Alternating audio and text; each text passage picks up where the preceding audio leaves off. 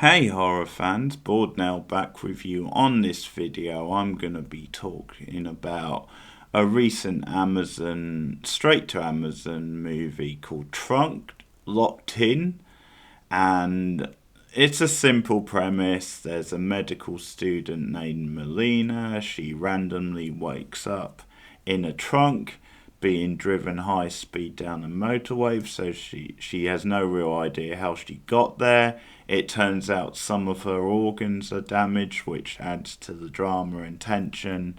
She still has access to her phone, which is a bit surprising, but she starts piecing together little bits throughout the film. So it's a horror thriller type.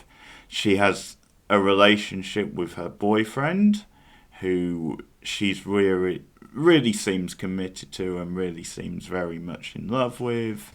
And there's certain stuff that's revealed about that as the movie goes on. She's got a very rich father who refuses to pay the ransom, at first at least. He suspects there might be an involvement from a gang that he's got issues with, and if you've seen a million straight to video type thrillers, you can pretty much piece together how this one all plays out.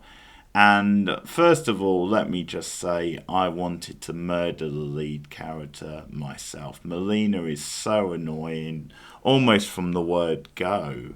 Like, the film does very little to make you really like her or root her.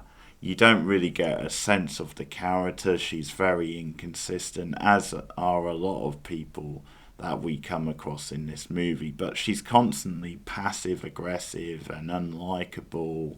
And even though some of it can be put down to her situation and the stress, like, as a film character, as someone who's in this situation, and for a drama of the film, and for us to really get into the tension of the whole thing, we do have to care about her. We do have to like her. And I just found her really annoying how she constantly overreacted to things and hit out at people. She hit out because she has this ongoing dialogue with this woman who's like the operator, who's actually probably the only likable one in the film. But Melina is constantly passive aggressive towards her.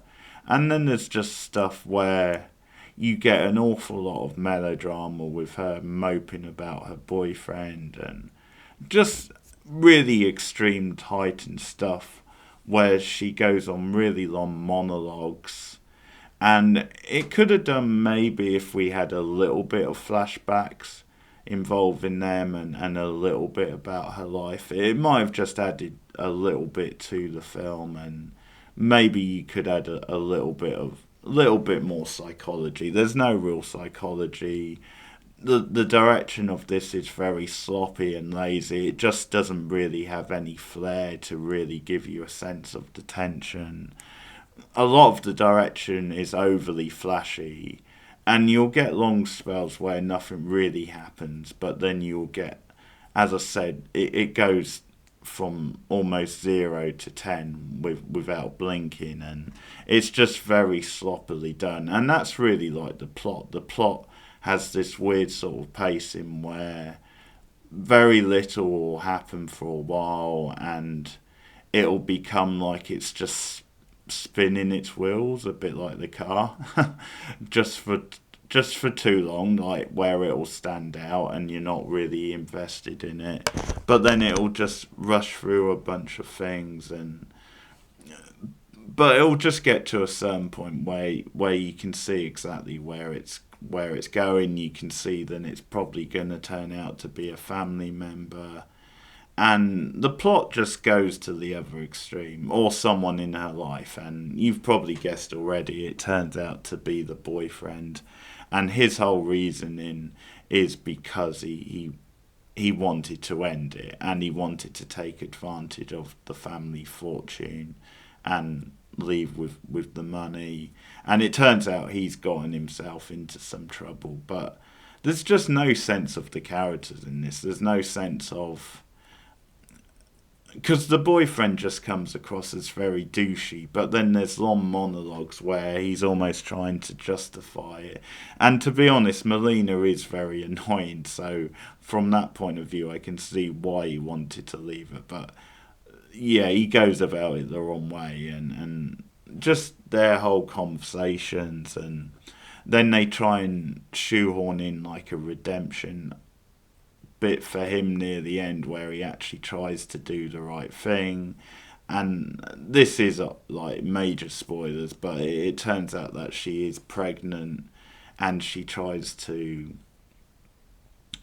like sort of guilt trip him into like you wouldn't kill me when I've got your son, that kind of thing.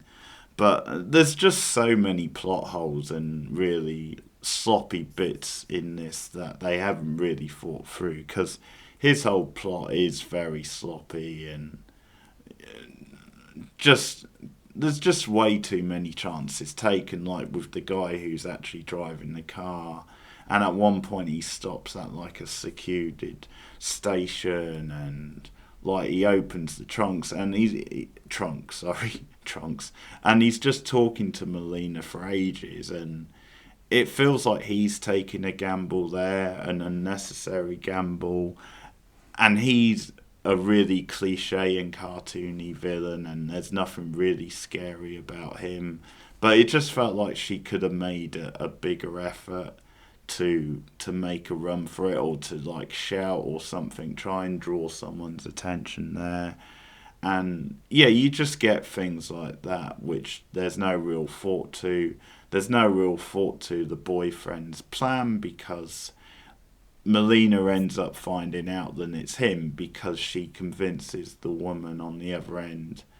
Because they finally convince the father to pay the ransom. And that's, again, a bit forced, because he'd been steadfast throughout the film that he's not going to pay it. And yet, it doesn't really seem to take that much to change his mind. But the woman on the other end, the operator, gives Melina the number, and she sees that it's the boyfriend. And that makes him look really dumb, because you would have thought he would have figured that out, and it could have been tracked. But there's all sorts of plot holes. I don't know why they let her have the phone anyway, why they didn't take the phone off her.